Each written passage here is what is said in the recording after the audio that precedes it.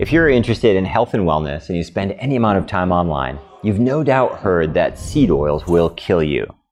Apparently, seed oils are so inflammatory that your C-reactive protein, interleukin-6, and other biomarkers for inflammation are just off the charts. You're walking around like an inflamed ball of fire waiting to get cancer. Apparently, heart disease is not caused by endothelial damage from smoking, high blood pressure, or chronically elevated LDL-C. It's caused by, you guessed it, seed oils. And the obesity epidemic, we can blame canola oil for that one too.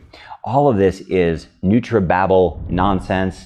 This seed oil conspiracy is the weirdest thing ever. Now, this is a highly refined food. Kind of like if you went to the supermarket and instead of buying bread, you bought croutons. Probably not the best choice, but you also don't need to make endless videos or fearmonger about the croutons on your salad. Seed oil is kind of like that. I don't recommend you eat it, but at the same time, polyunsaturated fats in their natural whole food form, these are one of the best foods you could eat of all. Hey, my name is Lucas. I'm a yoga teacher. I'm a nutritional coach.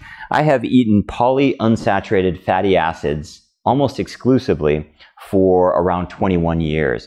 And we call them polyunsaturated fatty acids. This seed oil term is really confusing. It's a recent invention of pop health. What I eat are nuts and seeds, and that means things like walnuts, that means things like cashews, these are pecans. I eat a lot of sunflower, I eat sesame seeds, flax seeds, chia seeds, and that's the bulk of what I eat. There are some occasional hazelnuts and macadamia nuts, but for the most part, that's what I eat. I eat a very unusual diet. I don't talk about it that much because it doesn't work for many people, but on any given day, 40, 50, sometimes even 60% of my daily calories come from these PUFA oils. So when I started hearing all this hype about polyunsaturated fatty acids, even though I was eating whole foods, I started thinking maybe there's a connection. I better, number one, go get my blood tested. Number two, I better look into the published literature to see if, well, I'm killing myself. Good news, I went to the doctor. My N=1 anecdotal evidence is I'm doing great. My A1C is low, my fasting insulin is low, my triglycerides, my LDL-C is low, my fasting blood glucose is around 93. Everything's going just great for me, but that doesn't matter. We need to look at a broader picture.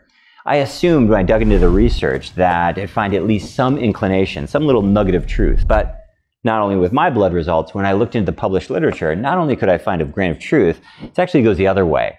In fact, so much so that I actually thought, maybe I should start reconsidering eating canola oil. Don't worry, I won't go there. I still don't eat canola oil, nor do I think you should, but it is a little more nuanced than that, which we'll explain here in just a moment. In any case, you look at all the different published studies, you will find zero correlation between seed oils and inflammation. Here's just one prospective study from 2010 to 2016. These researchers looked at 37 different papers.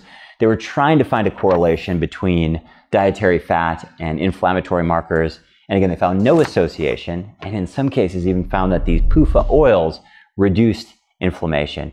And if you're looking at like lipid levels, like blood cholesterol, if you're doing swaps like saturated fat, even for something like canola oil, the net result is often very, very positive. So not only is there not a grain of truth, the truth behind these seed oils actually puts them in a much more positive light than the general world in general holds these things to be true.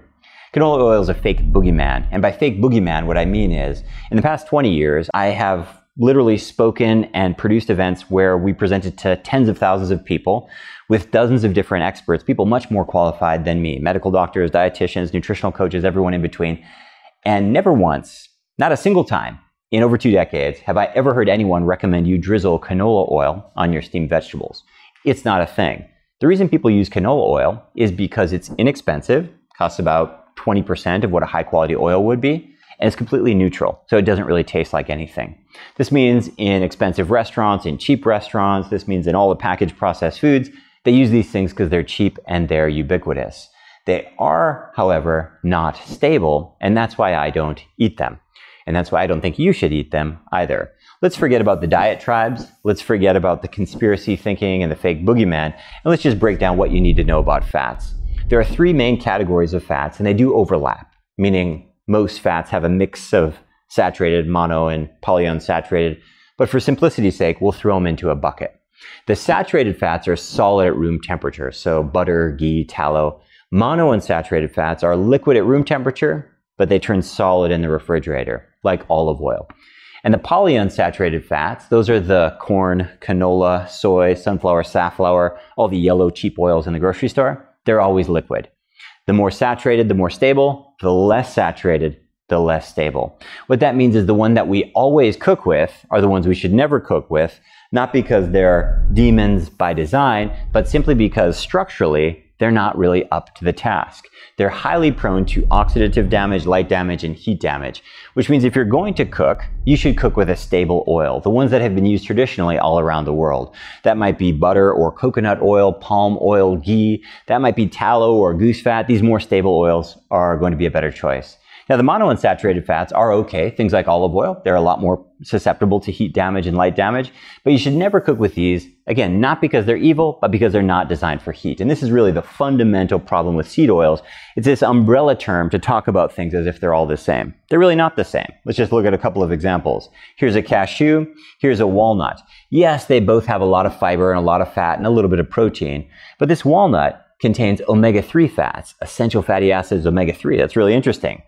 This cashew, in order to be processed, has to undergo a little bit of heat. You might not have known that. It also contains something called aflatoxin, which is the same toxin, mold toxin, that's present in peanuts, which is a little bit suspicious and might cause you problems. There are things like flax seeds, really high in omega-3s. Chia seeds, also high in omega-3 and pretty high in protein as well. You can't throw all these things into the same category. They're actually very different. And the truth is, it's possible to get cold-pressed, dark bottle stored, refrigerated sesame oil or walnut seed oil. That's just fantastic to drizzle on a salad, but that's very different than a highly refined, high temperature processed, deodorized oil like a canola oil. So it's not that rapeseed is evil, but the way it's presented, I would encourage you to avoid it the same way you might avoid croutons and instead opt for like a natural bread that's made with flour and salt and yeast and water, for example. How does all of this affect you? With nutrition and nutritional ideas that get passed around, everything becomes very tribal. A few years ago, I was really excited because it seemed like the conversations were all coming together. Unfortunately, we're at a moment where things are really gone wacky and extremes, where people are starving themselves. They're trying to live off hyper-elimination diets with tomahawk steaks and salt and water and nothing else. People are focused on nutrientism rather than holistic health. And what you need to understand is there's a lot of different paths to the same end. There are a lot of different ways to be healthy and a lot of different ways to be unhealthy. But if you were going to shoot from the hip, if you were going to choose the clearest path towards health, whether you're eating from the boring, probably misguided food pyramid, or whether you're eating a very, very bizarre diet like me based on nuts and seeds and plants, the most important thing is that you focus on whole food nutrition.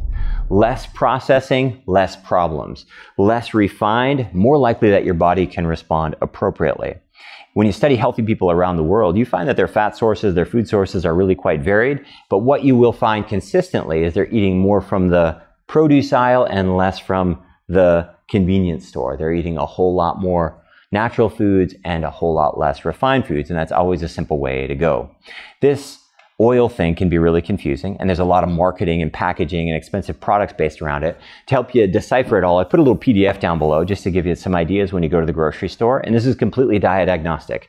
Whether you're ketogenic or carnivore, whether you're vegan or vegetarian, there's a list of different oils that can be a good thing to have in the kitchen, and whether you should heat with them or not down in the description below. If you find this video helpful, I'd love it if you hit subscribe down below. You'll get notified every week when I publish a new video. We focus on health span, living your best life in the second half.